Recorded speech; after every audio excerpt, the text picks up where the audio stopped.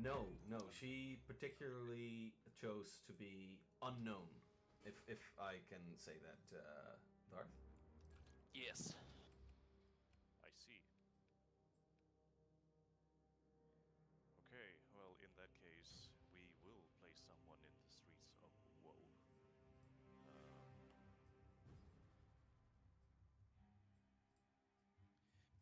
I'm not sure how well a cyborg would do. Or is he a cyborg or more of an AI? I mean, how is his cognitive? how does his mind work?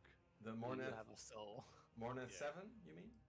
Yes. He is a clone of Morneth the Drifter, the evil wizard, and he used to be sort of a backup personality of his, but essentially it's what would happen if ChatGPT took someone's brain and behaved like that. But there are some Morneth 7 are like the clone troopers, but then they're mages. They have a certain activation code within them, and are generally known to be aides, servants, and soldiers for magical factions such as yourselves.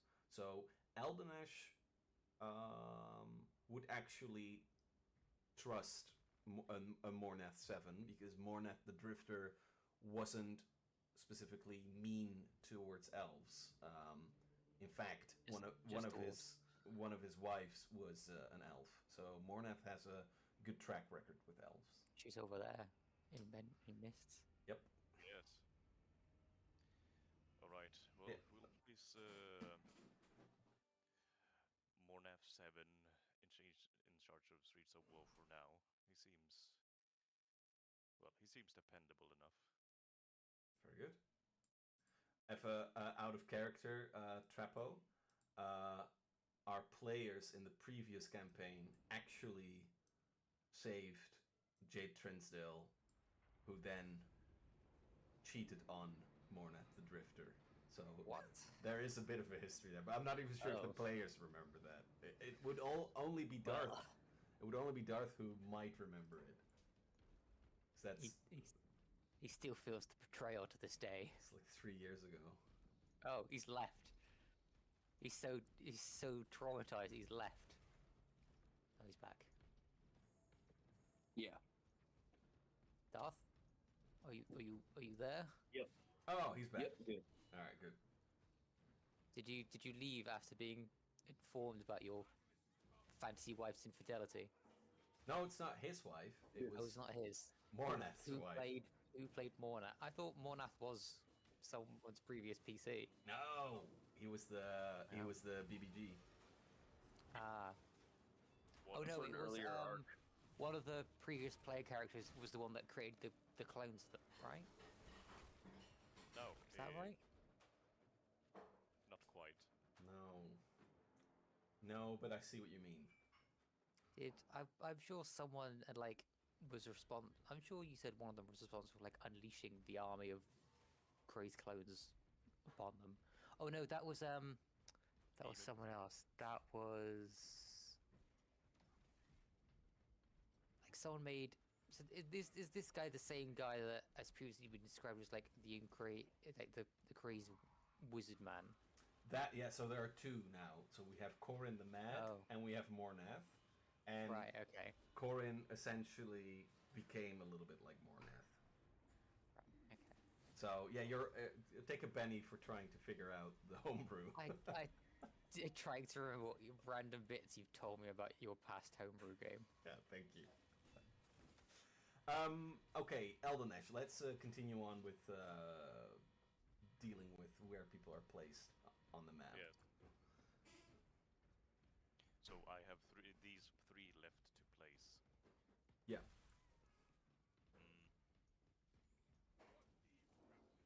So the places that more people can be placed right now would be, I suppose, Trade Hub, Docking Bay, and Med Bay. Yeah, and you can shift anyone except for Nisha and Altheim. That's pretty set. And these three are pretty difficult to convince to go otherwise. I see. But you can change the fourth seneschal palace. You can change the second seneschal palace. You can change the bridge. The bridge is now taken by the Gundar and Miofra kingdom.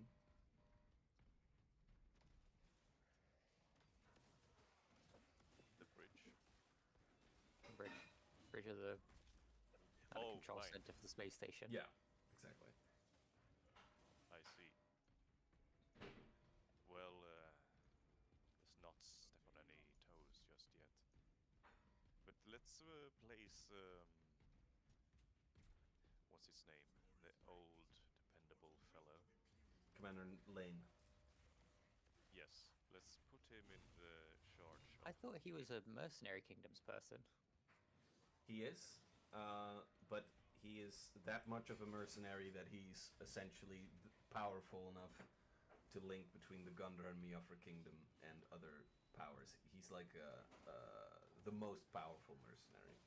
He's a Tywin Lannister. He is, yeah, exactly. Oh, good. Then we can put him in charge of the docking bay and take fees whenever someone is arriving or leaving. Yeah, you could. But no, just want him in charge of that place since he seems to be know what he's doing and experienced. And also having a mercenary checking everyone who arrives for contraband and whatnot might be a good idea. Exactly. That leaves the medbay. I guess we can put the lady with the glowing magic in charge of that. I'm gonna call her Cora. Sure. And she. Well, because they look like Korra from the Avatar. Yes, that's exactly why. You got a problem with that? I'd say they look more like the person from Avatar: The Last Airbender. That might be so, but I don't know their name. What was the person that got with Aang? Katara? Katara. I think is their name, Katara. Right, Yeah, Katara it is. Katara.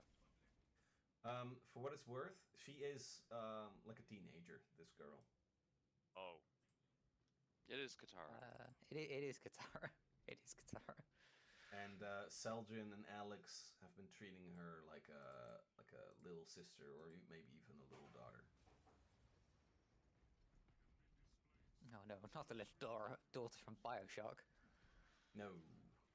if she weren't in charge of the medbay, would she be?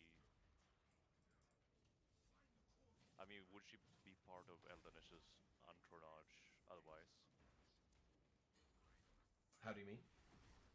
I mean, seeing as she is kind of Seljin's little sister, in a way, Eldanish doesn't want to. I mean, he wants her to be put in a safe place in that case, and it might not be the best for her to tag along with Eldanish and Thurbrecht. Right. But at the same time, having her in charge of a medbay might also be something a bit too over. Romantic for a teenager. Yeah. It's D&D. Whatever you want. Well, let's put her with Whitman. She could probably learn a thing or two from him. All right. And Skeletor can be in charge of the medbay. Scares everyone back to health. They want to recover quickly so they can get the hell away from him. Yes, we have strategically placed out our pawns. I mean, people. I mean, valued companions. Okay, and is this the final setup? For now, Eldanish. All right, so no one is at the trade hub.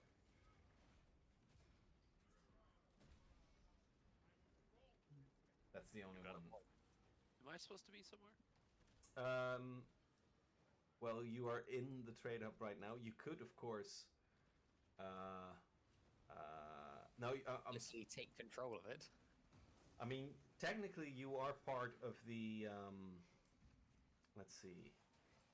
You are part of the Gundahar Miofra Merc Kingdom because you were recruited. So if you stay with that, then you could, of course, be placed. That would immediately make you, increase you in rank, which Alvanesh and Third Rank can definitely vouch for.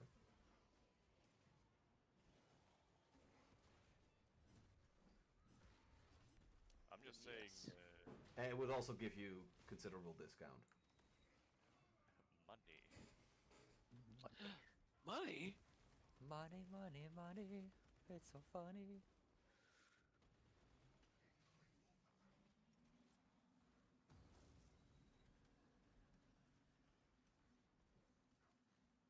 There can definitely be some sort of a well thought out arrangement between the trade hub, the streets of Woe, and Docking Bay.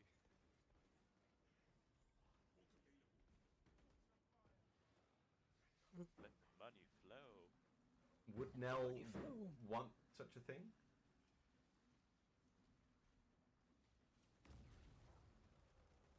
The master of coin hidden in the shadows.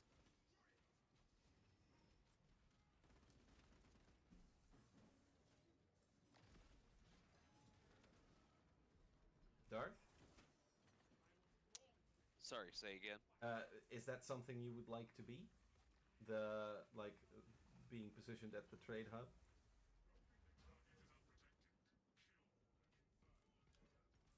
Yeah, I am amenable to that. Very well. I can hold that area. Cool, cool. Now, does that mean you want to stay with the faction that you're at? Is this these are the guys I signed up with inadvertently back there, right? Yeah. Then yes. Right. Which guy was it? That would make you a. I should go to the bridge then. Yeah, sure, but you can be placed in trade up if you want a discount. That's fine. But right, let's put you in the bridge. But that wouldn't all right, that would give you the rank, first of all, of a quartermaster. And given that you're in the bridge, you also get a rank. But the rank, I think, is going to be something very cool sounding.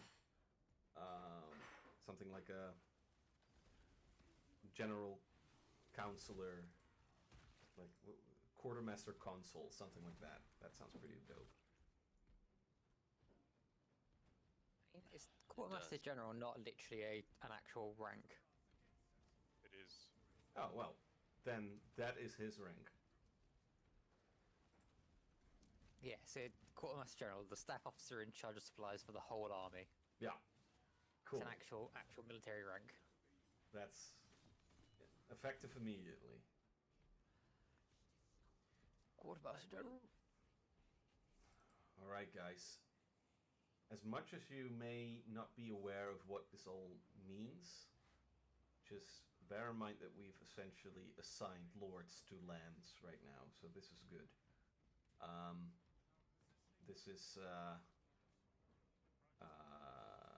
This is going to be a large part of the campaign, and you do have the means to change certain things, but please note that choices made in the campaign, decisions individually made for a faction, may definitely result into a takeover of some sorts on this fortress map.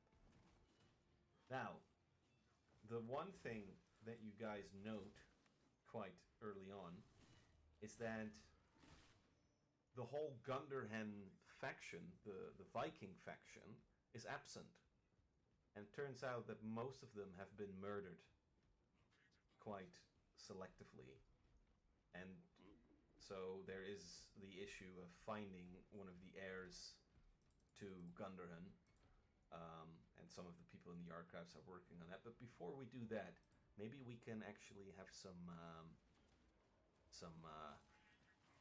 shopping, because I think I saw a wish list. So, Belon, what exactly are you buying?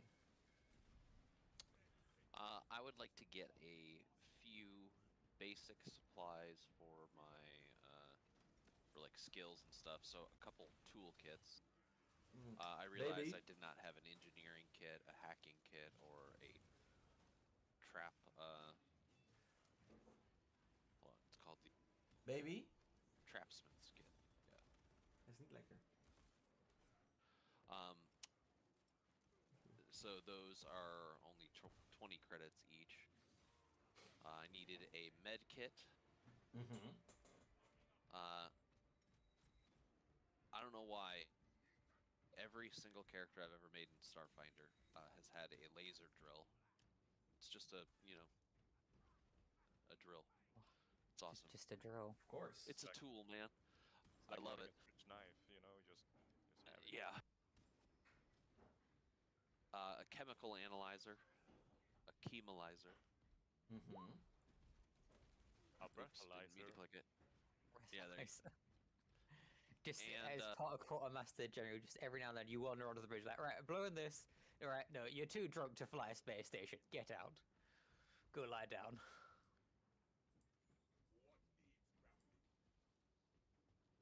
And then, actually, I remembered too that I wanted to get my hands on something a little bit bigger for more range, and see if I can get a low-level sniper rifle. Of course. Ooh. There's a laser rifle called the Diasporan rifle, tactical, here.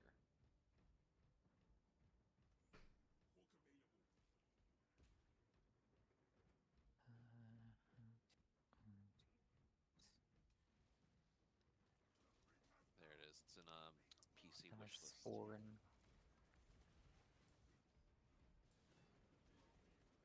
Beams can pass through glass and any other transparent physical barriers. You can shoot someone through a window. That's just normal Starfinder laser stuff, like the regular laser pistols do that. Nice. I'm assuming it's just the level 1 rifle you're buying. Yeah, it's the level 1 Diasporan rifle there. Nice. How much discount do you give yourself? Ooh. 100%. This is five-figure utilizing discount. military technology. Very well. Are we gonna have to like do things to earn your favor so that we can get bigger discounts now? I am Commander Nell, and this is my favorite store on. this is my favorite store in the Citadel. Oh, jeez. Hang on, is the 100% discount just for private or general Quartermaster General Nell? Are they giving that to everyone? That's up to him. He's the quartermaster. Yeah. It is up to me. And now you're actually going to do 100%, because otherwise you're not going to be able to pay people or buy other stock. It's not how you run business. But in reality, because I actually already took the credits off my character sheet for all the other stuff. Oh, okay. How about 10%? Because then I can do that math real quick. Okay. 10% discount. Like something more reasonable. Well, the thing is, if you do 100%, that will, at one point, attract corruption, and people will take note. Yeah.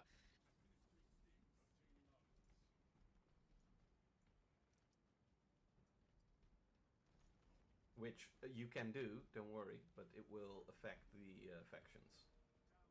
Yeah, I'm not gonna do a 100% 5-finger discount on that. I can pay. All right. Don't do a Corin again, okay? Yeah, we won't go that mad. We saw how that turned out. Fuck it was just a downward spiral once it started. Yeah. Yeah, I like that section. All right. Thurbrek and Eldenesh. Oh, by the way, Eldenesh, where are you going? Where's your boy at? Well, as tempting as the streets of woe is, it would be Magicka and remedies, I believe. Very well. I think he would be very interested in trying to form a sort of a cooperative relation with this fella to his right as well. I forget his name, but I know how he is, so Yeah, that's Dysel.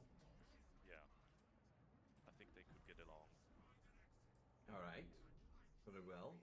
You are invited to his seneschal palace, and you realize that he's very nice to you, very cooperative, because you essentially saved his dad together with Belon and Thurbrek.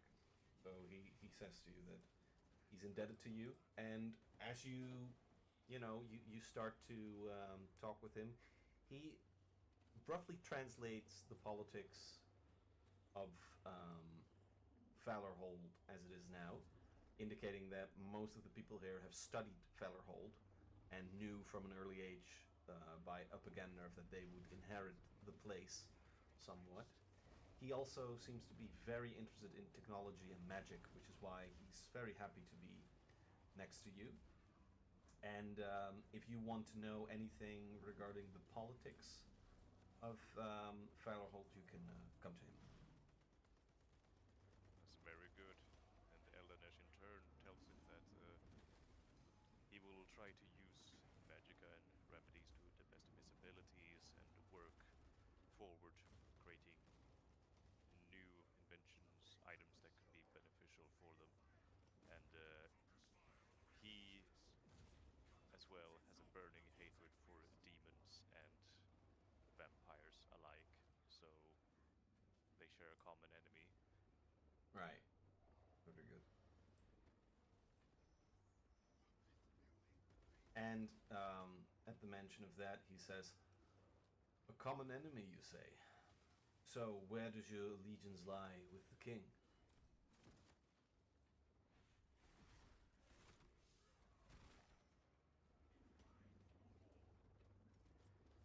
So, for clarity's sake, the king would be what? Archking? Triadus? Yeah.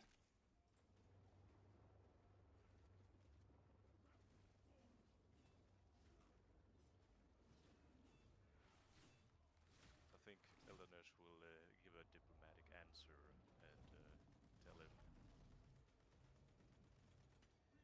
the king I will try to follow as best as I can, and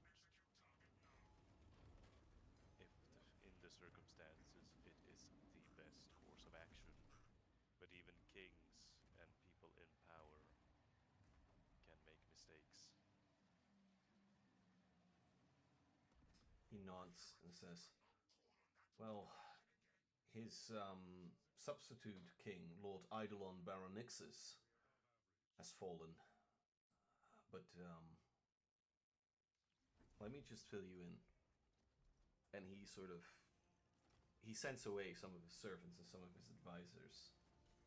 And as the door closes, he's sort of bowing over a table, and he looks back at you and he says, "The king does not uphold what his father has done. His father actually fought the Hypermite invasion. But King Trialdus, he refuses to send his armies to certain places. He refuses to invest in fighting, as instead he has appointed his Duke Smith and his priests to fearmonger, and it seems to me that he's become reclusive. Furthermore, no, never mind, I shouldn't say.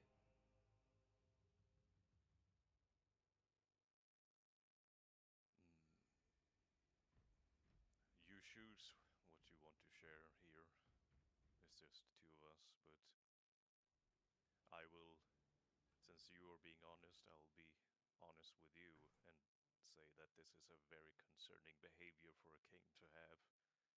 One that is a detriment to whomever he's in charge of.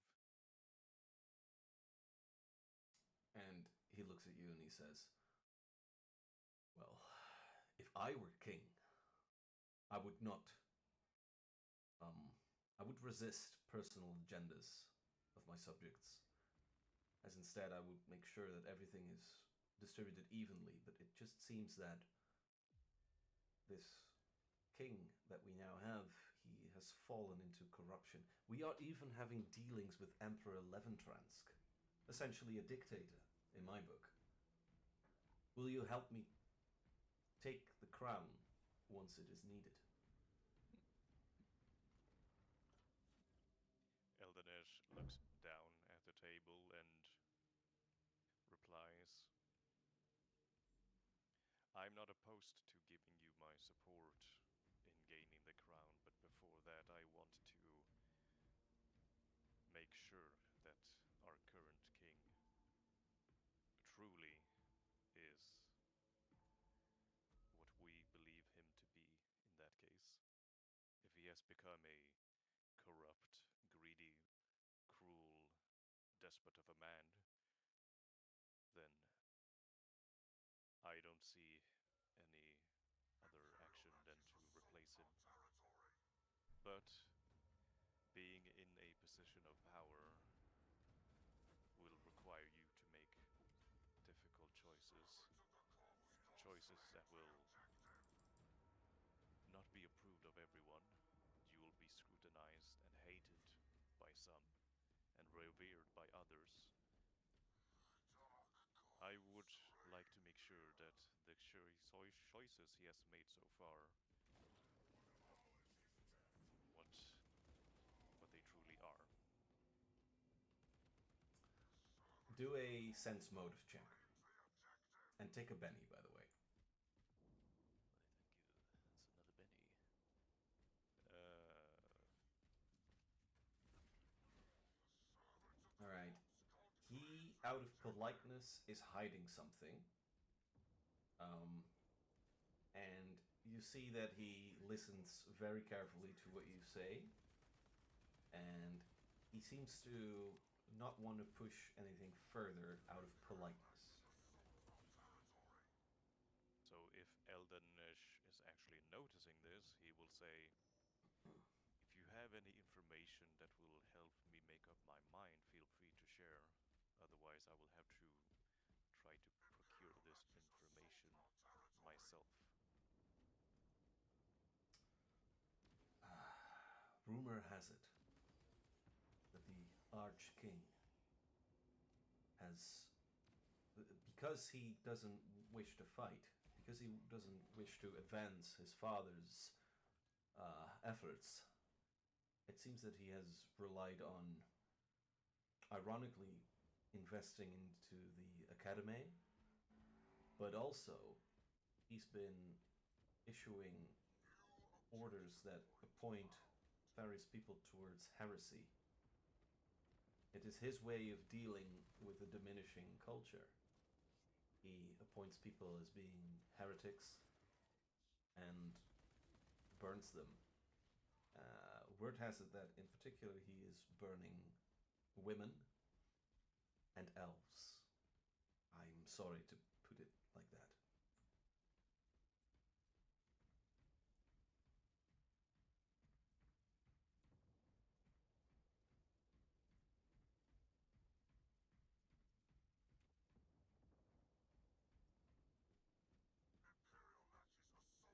Now may I remind you, Eldenesh, of the vision you've had in the previous session. Do you remember? Yes, I do actually.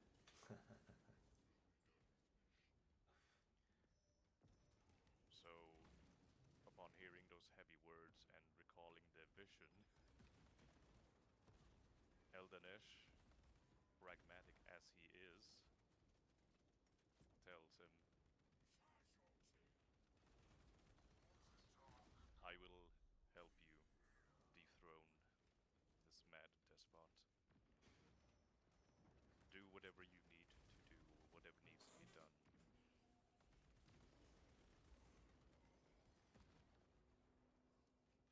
Very well. We will await our moment to strike. And it will take a lot of work before we do that. But I will discuss this at the bridge. Very good. Trappo. Does your comrade support this action of yours? Are they to be trusted? He says, well, my father serves the Gundar Miafra kingdom. And Archlord Bolton the Brave has a claimant to the throne through his bloodline, which had been neglected for far too long. So, we, the Gundar and Miafra kingdom, and perhaps the League of Blades, can certainly team up in an attempt to fight the king. But the king, his allegiance lies with the Leventrinsk Empire and with the faction Freedom. Now, your seneschal friend, where does his allegiance lie? Is it not Freedom that he is a mercenary of?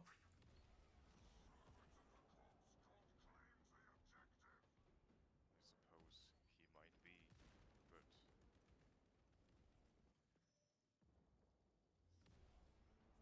perhaps if the truth were to come out about this Archking, and he were to find out on his own, he could be persuaded.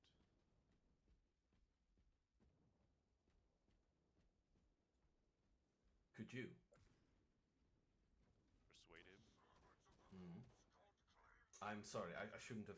You asked me to be blunt, he says, as he notices that he's asking you a favor.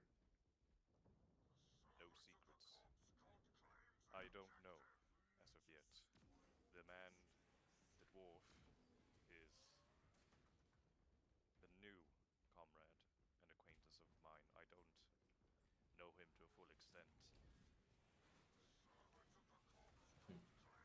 So for now, don't count on it. I will have to work on it. Very well, perhaps you can work on it as we embark on the second landing.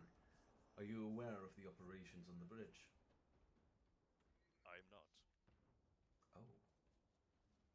They haven't spoke to you. That's interesting. Suffice to say that we are headed towards Rogar's Rest. It is a place that Brother Rogar had been colonizing in an attempt to safeguard one of the few remaining elf refugees in the system. This is a place that still has one of the elven archstones. Also, there's an elf there who wishes to join us if we help him with restoring the archstone. This is, by the way, an elf that could also help Thurbrak to be healed of his radiation sickness. There is a problem, however. There are also dwarves there, and apparently the dwarves have attacked some of the outer defenses of the elves. It is at Roga's Rest where we also will be healing up Lilith of Anjou. By the way, you are aware that Lilith of Anjou is the wife of the Archking?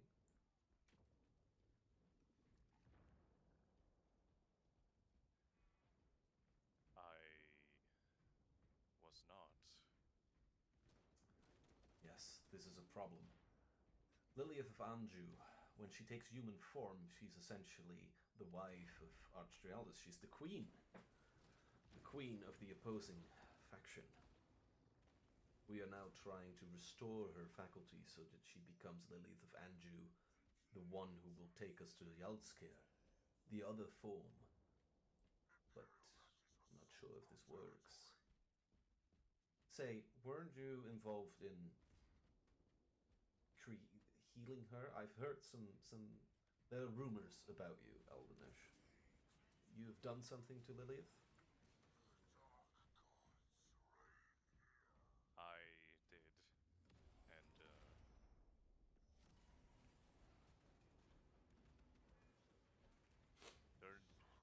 the circumstances sadly called for me to do some questionable and despicable things to Lilith, but it was at her own behest as well. Lilith seems to be very reasonable, so I am hoping that in talking to her we can accomplish some of these things. Very well. Very well. And he sort of continues on talking with you about frivolous things. Are there any other things that you would like to know, Eldenish? For now, no. This has been more than enough. Alright. Thurbrack, what are you doing in your beautiful third seneschal palace? I don't know. He's probably just having a bit of downtime. He's putting cream on a foot. Yep.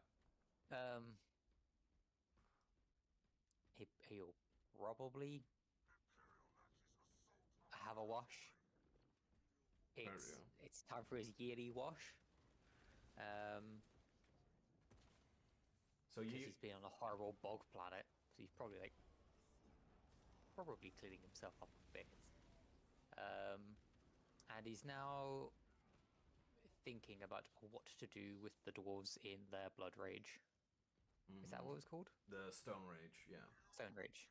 So I think we have talked about this in a previous session, but I can't remember what the answer was. How do dwarves normally deal when someone goes into the Stone Rage?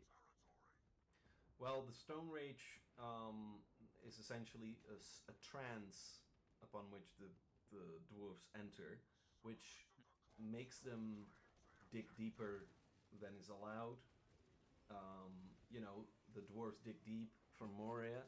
It's essentially that, but in a universe-wide spectrum, which causes economic booms. So most races are aware of that it happens. Most people are also aware that it's it's unorthodox but effective. And most people also know to leave dwarves alone when this happens, because they tend to switch lanes quite easily from being economically, what's the word? Inclined? Yeah, and also not spending too much money, but gaining a lot of money. And being Dutch. Conservative. Yeah, thank you. And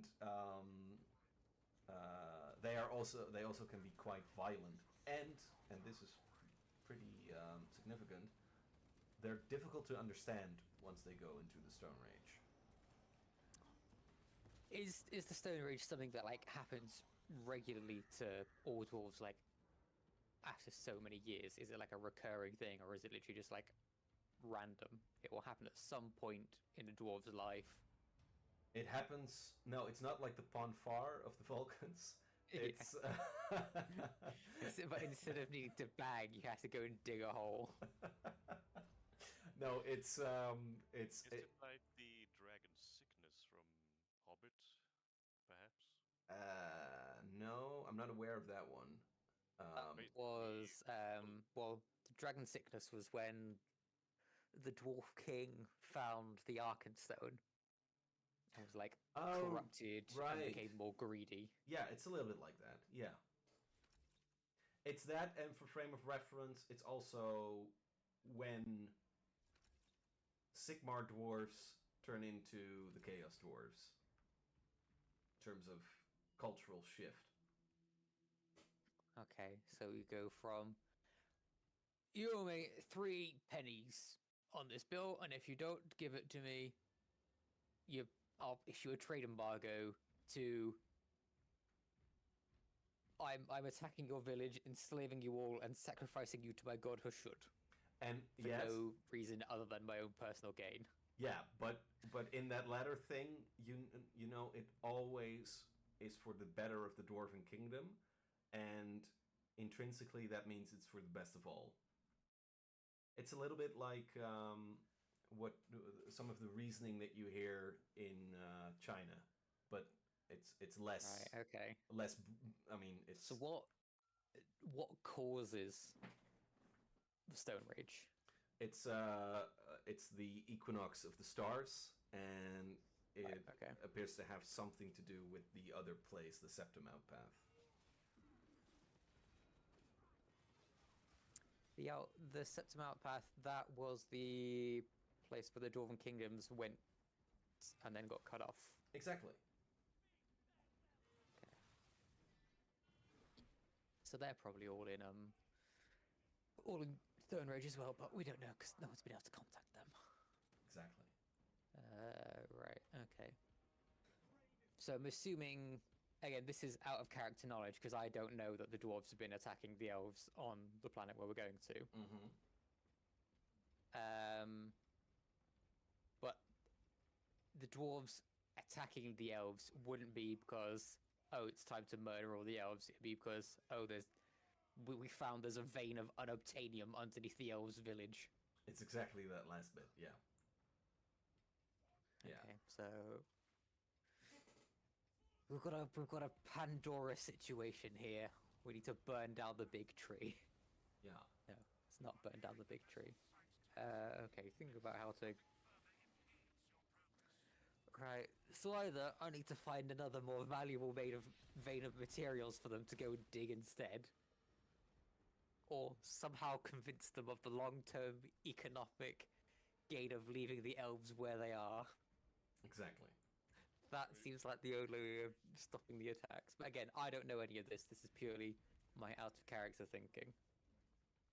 I'm trying not to metagame it. Well, I think metagaming is a little bit intrinsic to downtime activities. So let's say that you do have a. Well, I can think about it generally with my own character's knowledge of, oh, if I know if the Stone Rage is happening, this is what they're going to be looking for.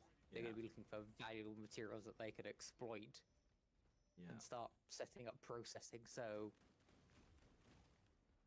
well, I guess as long as they're not exploiting anything where someone already lives, that's okay. If they are, I need to find somewhere else that is equally as valuable, that no one's there exactly already, and point them that direction. Mm-hmm. What's more profitable, having to fight and burn down an elven village to get to the precious unobtainium, or find a load of slightly less than unobtainium that isn't going to cost lives and manpower and equipment to burn down an elven village first? Yeah. You'll just have to see if they accept that argument. Well, for what it's worth, you are receiving messages with a request that you come and visit Roger's Rest, announce your presence, and then head towards said Stone Rage dwarves to talk with them, because one of the effects of being in Stone Rage is that dwarves only speak in person when that happens. No, it's because all the controls are like really small buttons, and when they're angry, they can't hit the right buttons. They end up just smashing all their consoles all the time. So they just talk in person instead. Yeah, and the language is really difficult to grasp. It's like like There's a lot more phlegm and spitting. phlegm, spitting, a lot more. It's Flemish. It becomes Flemish. A little bit. Yeah. You'd say it's very gravelly. Yeah. Get out. Get out. So issues are being made about that. Now, Thurbrak, you do get a sense of the politics involved, but not as much as Eldenesh just had.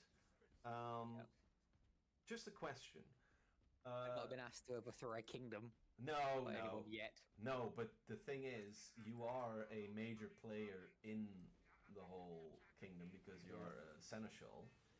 Is there anything that you would do if you were a powerful steward or king?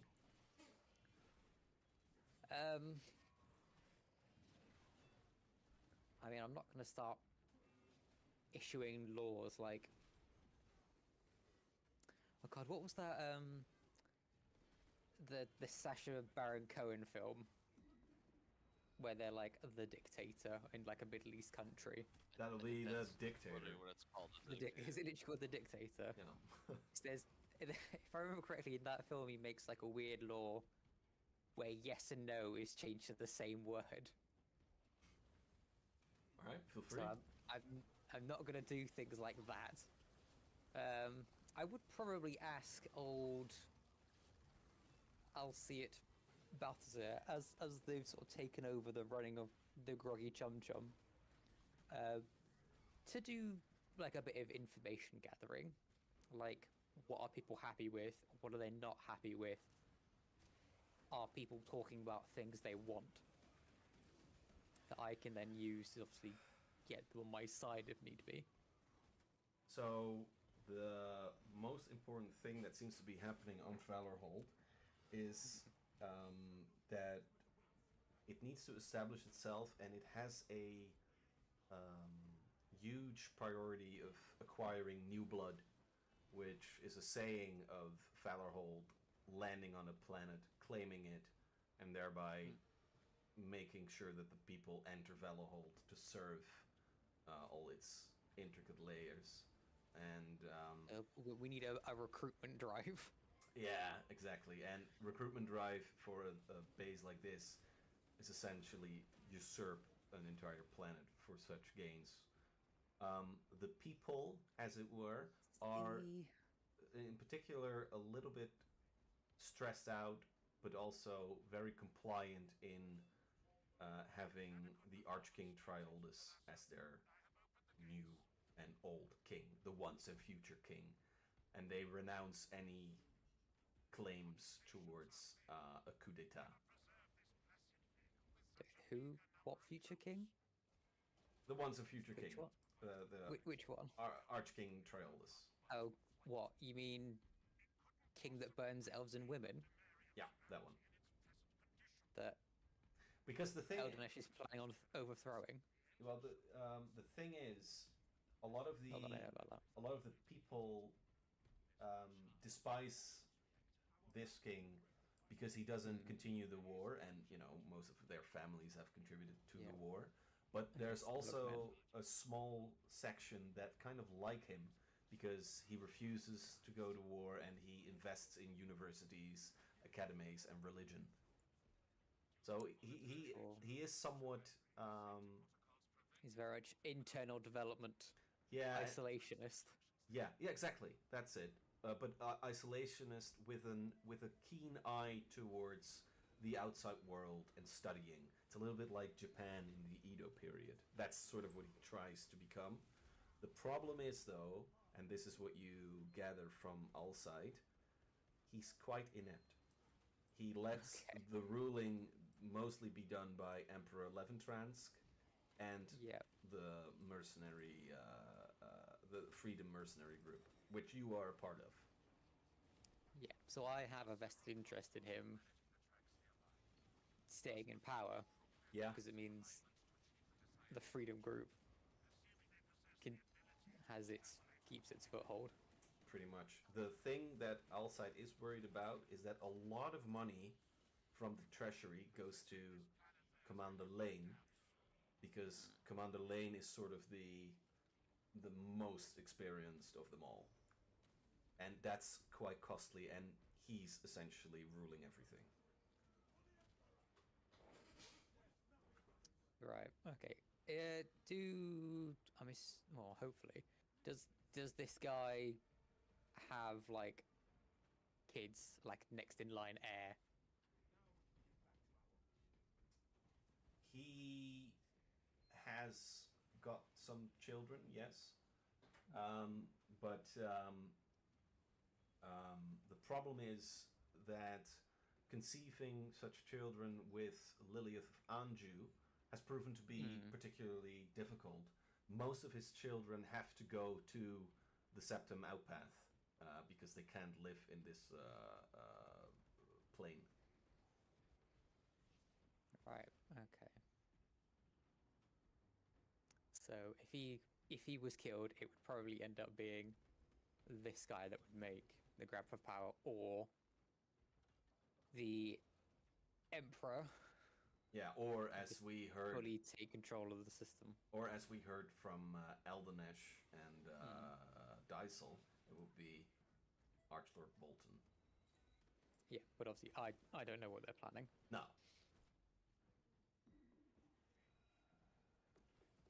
What is the Emperor's relationship with like the Freedom Mercenary Kingdom group? He recruits them. So he's essentially a pretty strict ruler, has a giant army, but sometimes he needs to go to the fringes of martial law, in which he recruits mercenary factions. So, okay. I'm assuming the Emperor is big on fighting wars against the bug people. No. He... what were they called? They start with H. Yeah, the Hypermites. Hypermites, that was it. No, he's more vested in making use of that chaos. Right, okay. And that is something you know because you work with Alcide, his primary mercenary group.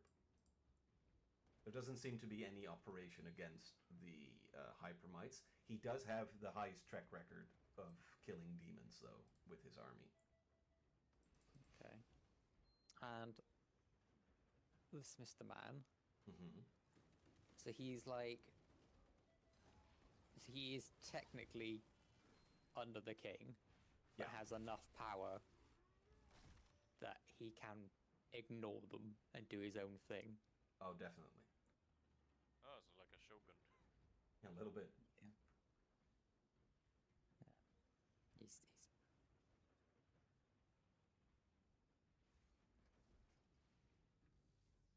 And is this guy technically part of the mercenary kingdoms, or is he technically more in under the kingdom? The first Or is he- thing you meant. You said. Okay, so he's technically more in the mercenary kingdoms, but has a lot of influence within the kingdom. Exactly. Okay. So him becoming ruler of the kingdom would be a good thing for the mercenary kingdoms, since he's already affiliated with them. Yeah. Okay. Okay.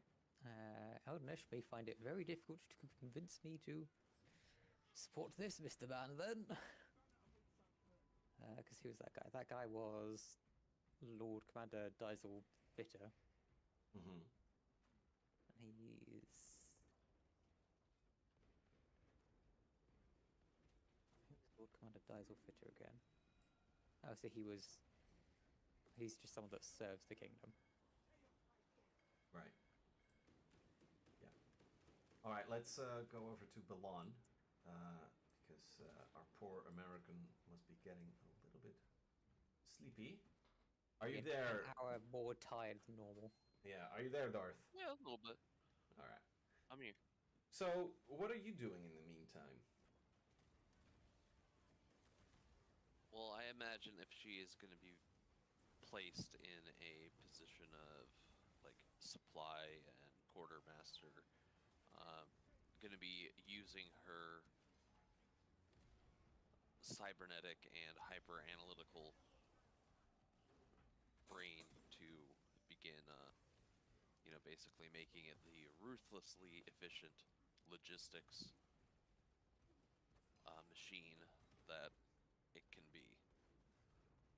Mm-hmm. And as you do that, there is a certain crew surrounding you. The question is whether you allow that or if you only have one colleague, as it were. Because you do need to talk to people, but how does Balan go about that? How does she go about what? Having colleagues. Say again.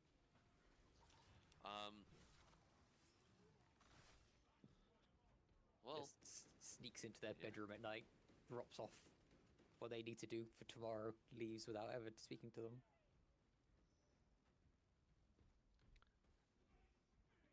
yeah, it's definitely like awkward. It's like sometimes talking to a like early days chatbot, Right. like at best, and like then sometimes it's like, yeah, you'll get the random like sneak up on you thing. Like she'll just be like right behind you, like, I need you to do this, and then just like disappear into the shadows again. Right. Very good. And do you stick to a work time, or is that like 24/7? She does take time to, recharge herself, but like she's not awake 24/7, doing work 24/7. Right.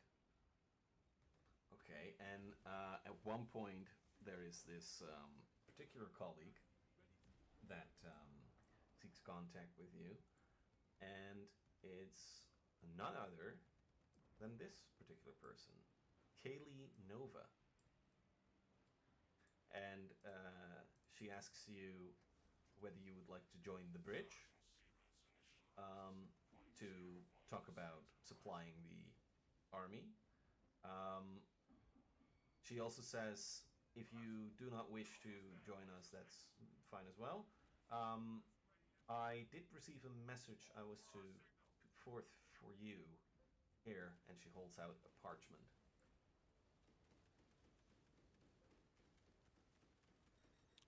Balan will take the parchment and read.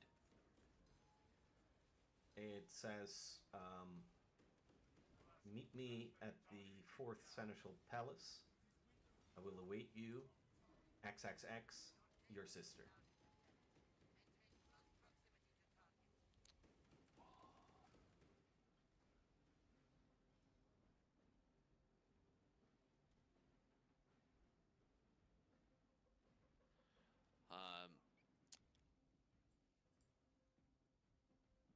Balan will nod to the woman who handed her the parchment, and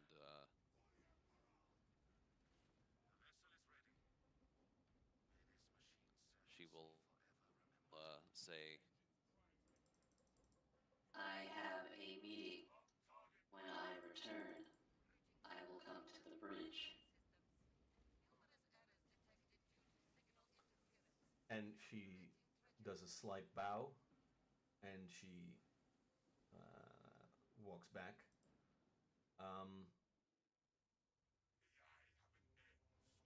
And she returns to the bridge. Does this mean that you head for the 4th Seneschal Palace? yes.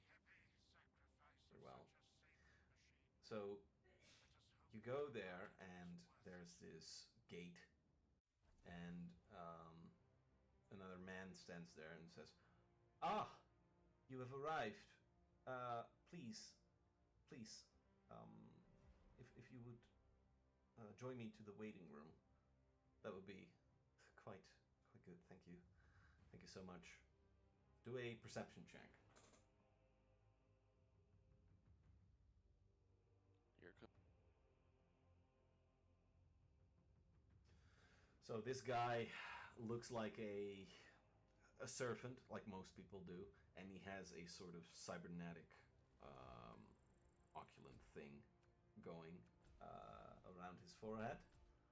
And he takes you to a sort of back alley, and then there's this kind of gray gold bunker with a light on, and seems to be like a small waiting room prior to going to the seneschal palace. And there are some people there, and the guy says, I will be at reception. Your bedroom is ready. Would you like anything as you wait?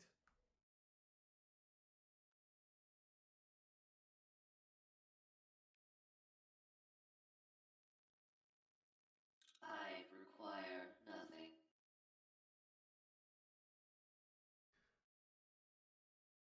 Does Balon blink? No. All right. Because as you said that, She doesn't breathe either. right. And I like to imagine, like, when she is invited to, like, wait in the room, like, she will, step into the room and then stand there Yeah. and Yeah. wait. Right. Exactly. That's funny because as you said, I require nothing. Suddenly you see a distortion, like a film grain thing for a brief period, and the guy in front of you, his head is decapitated, and on the wall, in blood, is written, "Test, test."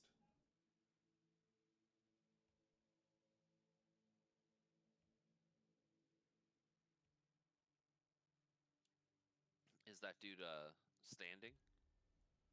No. Or is he, like, he dropped dead now? Yeah, he dropped dead, and his head is cleft off.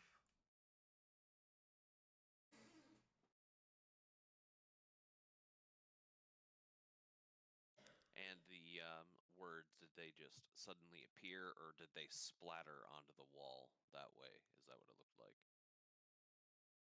No, it seems that they have been written on it.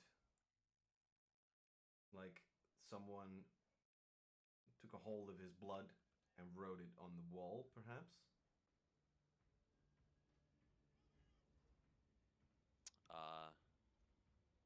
Approach the body and rifle through his pockets. Any keys, ident chips, anything like that. The blue key card for the blue door. No, there doesn't seem to be anything except for a small penchant, which you do sort of recognize. You recognize the logo on it. Throw a culture check. Yeah, you can't really tell what it was, and it's because of all the blood that's on it. But as you look at it, you also see that there's blood dripping on the penchant.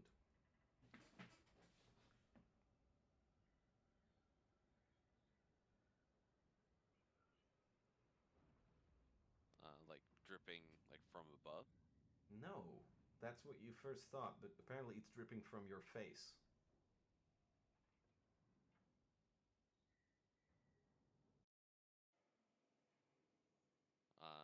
She'll put a hand to where the drip is coming from. And what do you do with the blade that's in your hand?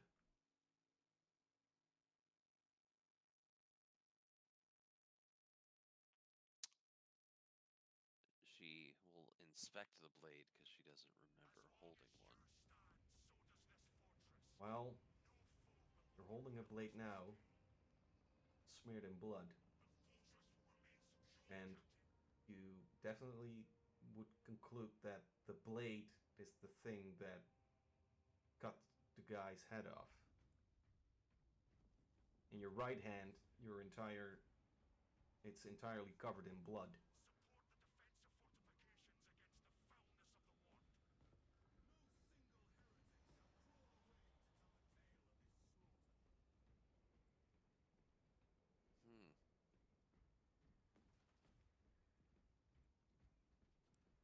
I'll look around again. Is the area I'm in still the same, or has it changed? Is the body on the floor still the same body?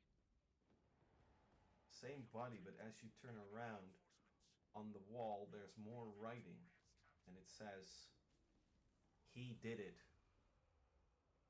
You killed him. He hurt her."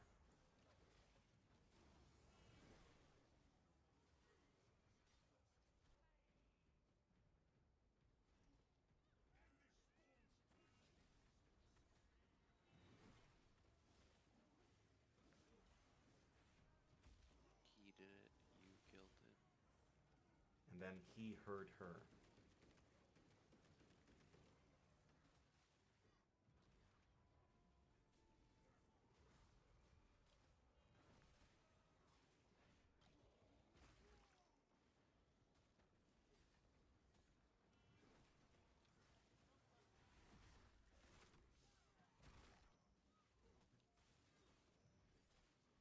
Did you say heard or hurt?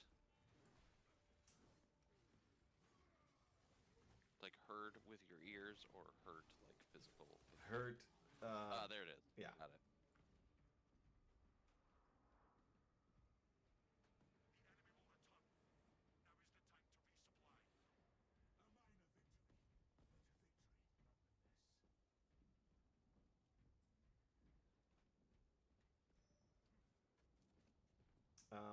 You do note that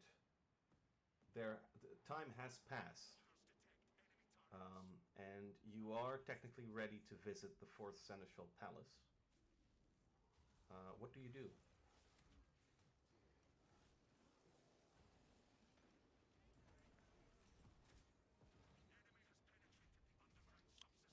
Well, I apparently need to get cleaned up. Being covered in blood.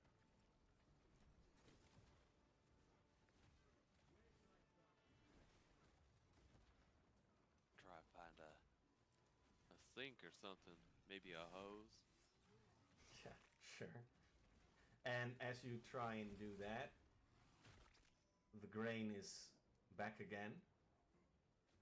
You're blinded for a while.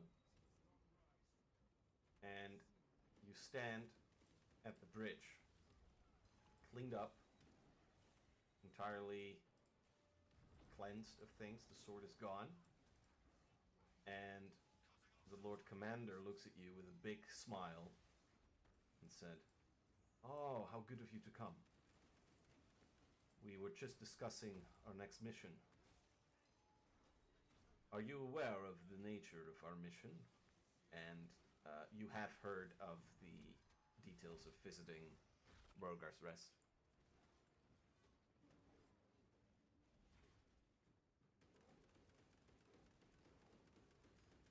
I am, but say it again so the others know. Very well. We are to head towards Rogar's Rest, where we will, first of all, make sure we resurrect Lilith's of Anju's form that is appropriate for the Septim Outpath, which will guide Valorhold. We'll also need to acquire recruits. Furthermore, we need to make sure that the dwarves don't destroy the elves' Archon. Perhaps we can even recruit the elves as we go there. It would be very wise to have some of them on Valorhold. In particular, the leader of the Falling Blossoms, who has many healing faculties and can perhaps resurrect even those that do not live anymore.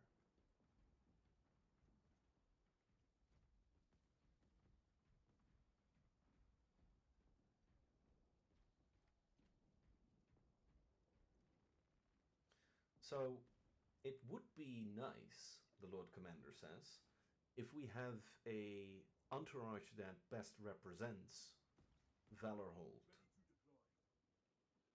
We have decided to combine our faction, the Gundar and Miofra kingdoms, with that of the Levington's Empire and the King, and the League of Blades, and the Seneschals, by appointing you Private Quartermaster General Nell, the Seneschal, Thurbrak, and Eldenesh, leader of the Blades. It would be quite diplomatic to also send a dwarf and an elf for this.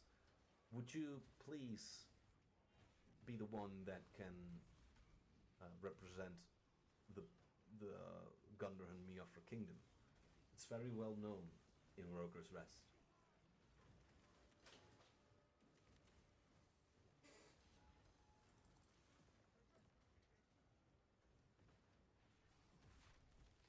Affirmative. My diplomatic skills are perhaps somewhat lacking, though the elf and dwarf perhaps compensate.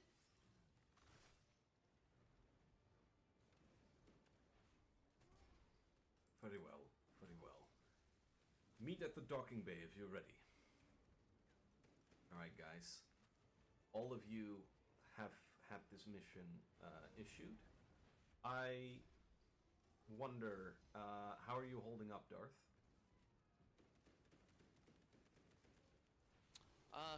I would like to go longer, but yeah, I am having a hard time keeping my eyes open, I do admit, even though I drink coffee. There have been a couple times where I've definitely had a longer blink than intended. And I've had to guess what's going on based on context. Must have been confusing when I asked you whether Bolan blinks. Yeah. No. Balan, no. Darth, yes. What are you talking about? My eyes are open. No, they're not. They've always been open. They never Wait,